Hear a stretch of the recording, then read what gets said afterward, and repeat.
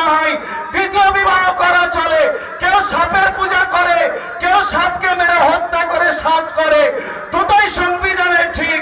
আমার ভারতে কেউ উলঙ্গ হয়ে কোনো জ্ঞানী মানুষ চলতে পারে না, কিন্তু জৈন ধর্মগুরুরা উলঙ্গ হয়ে তারা রাস্তায় চলতে পারে, রাজ সড়কে চলতে পারে।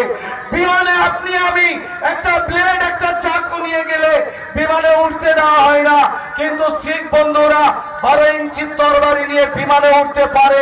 এটাই হচ্ছে আমার দেশের বৈচিত্র্য। এক একটা ধর্মাবলম্বীদের জন্য এক এক রকমের আইন রয়েছে। বিচিত্রের মাঝেই সৌন্দর্য রয়েছে।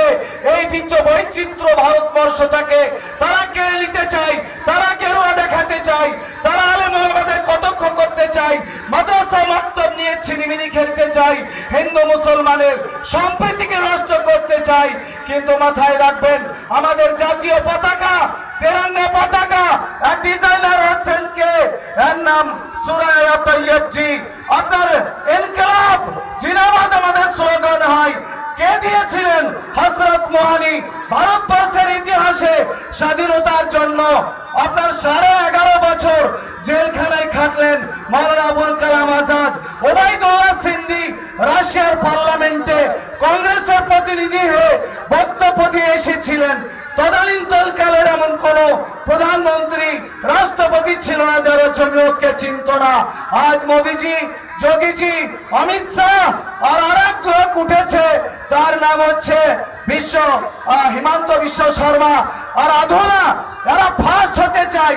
কে বেশি মুসলমানদেরকে গালি দিতে পারবে, কে বেশি সাম্প্রদায়িক কথা বলতে পারবে, কে বেশি হিন্দু মুসলমান লড়িয়ে দিতে পারবে, সেই লোকটার নাম পশ্চিমবঙ্গের মাটিতে, তার নাম শুভেন্দু অধিকারী। এরা আমাদের হিন্দু মুসলমান লড়িয়ে দিতে চায়।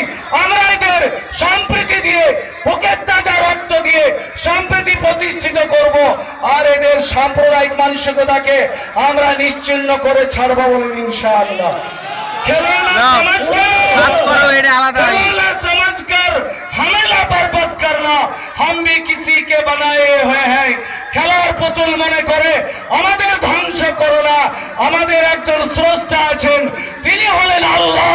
কাজী আমরা মাদানী খানদান পেয়েছি, আলে রসুল পেয়েছি, কারি শামসুদ্দিন সাহেবের মতন নেতৃত্ব পেয়েছি, কারি শফিক সাহেবকে পেয়েছি। আমরা ছোট হব না, এরমন্যতাই ভুগবো না। খালি এটাই মনে করাবো, একদা সেদিন দাঁড়িয়েছিলাম শহরের ফুটপাতে, এমনই দৃশ্য দেখুন, অস্ত্র ছিল নয়ন পাতে। দেখিতে দেখিতে ভাবি, কেন দিলে প্রভু তুমি ওদের হাতে ওদের ভাগ্যের চাবি, যারা আজ কেড়ে নিল সব পলিটিক্সের জোরে। আমি এবার বক্তৃতা রীতি জেনে ক্ষমা চেয়ে অনুরোধ করছি যে हमारे मजलिस में वो हाजिर हुए हैं झारखंड से हजरत मौलाना मुफ्ती शहाबुद्दीन साहब, जनरल सेक्रेटरी झारखंड जमीयत उलमा हिंद। वो तशरीफ लाएंगे और चंद कलमात आपके सामने रखेंगे इंशाअल्लाह।